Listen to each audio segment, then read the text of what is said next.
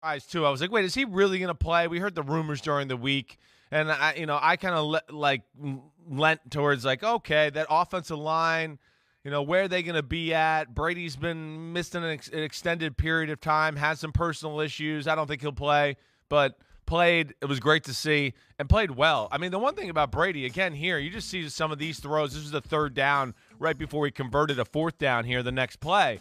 It's so comfortable. I feel like early in preseason, even back in his New England days, he'd be a little jumpy. Very comfortable. The pocket, the protection, great. Here's Julio Jones. I mean, Tom Brady at 45 years old just threw a 30-yard out route. That's where I want everybody to understand how great his arm is. I mean, really, if we could rewind that 2 plays ago to the Julio Jones. His arm is as good as ever, as we've talked about, Mike. It's special. It's the fact that he can just rip the ball down the field the way he can still at his age. You could see the pace on it right there, but 2 throws from here, it's impressive, and it really is that his arm can look like that at the age of 45. This one to Julio.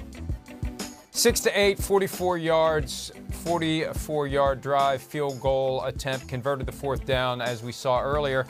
And 1 drive, and that was that. But that was more than I think anyone thought we were going to see from Tom Brady in the preseason, especially after he missed 11 days. Right. For personal reasons. And he's back. And it's clear now he's back, and he's not going anywhere else. There isn't going to be a hiatus during the season. He isn't going to leave the team high and dry. He is there. He is locked in. Good news for the Buccaneers. Bad news for everyone they have to play. Yeah, no, definitely. The Bucs just have the look. The big question mark, I think, is what we just, discussed a little bit, the offensive line, which looked really good in that first drive.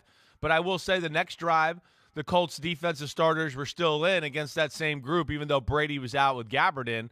And I'm not sitting here going, I'm sold that interior part of the O-line is going to be great or dominant. They'll be good. They're going to be good enough. Are they going to be dominant? I don't know about that. We'll see. There certainly showed a little, cracks in the seam as the next drive went on. But, man, the rest of the team, Mike, yes. I mean, you say it.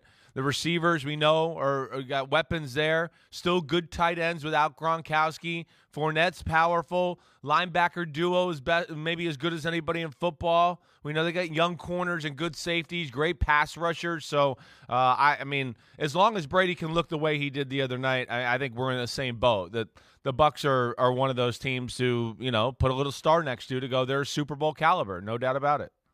That interior offensive line, though, continues to be a concern. We know Ryan Jensen suffered a knee injury early in camp. They still don't have a clear diagnosis on what the injury is, apparently because the swelling still hasn't gone down, which I think tells us it's a little scary. Probably not. What, a month later, right. If they still can't tell what's going on in there, probably not going to be back this season. Robert Hainsey, who replaced him, he exited with an ankle injury on Saturday night. Nick Leverett, who was competing with Hainsey, moved from guard to center. He injured his shoulder, so they are deep on the depth chart. I missed the Leverett injury. I didn't even realize that. Yeah, wow. And they've had the Aaron Stinney injury last week. Right. He's out for the year.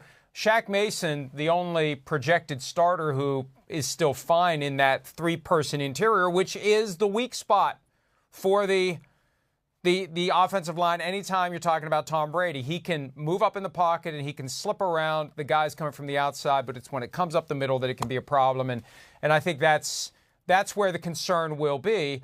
But when you get rid of the ball as fast as he does, sure, it just doesn't matter. The ball's snapped to him, he takes a step or two, and it's gone. And we've seen him develop an uncanny ability to do that. And also, we've seen when all else fails, he just gets rid of the ball. Even if it's throw it up for grabs, sure, he's going to avoid taking that hit whenever he can.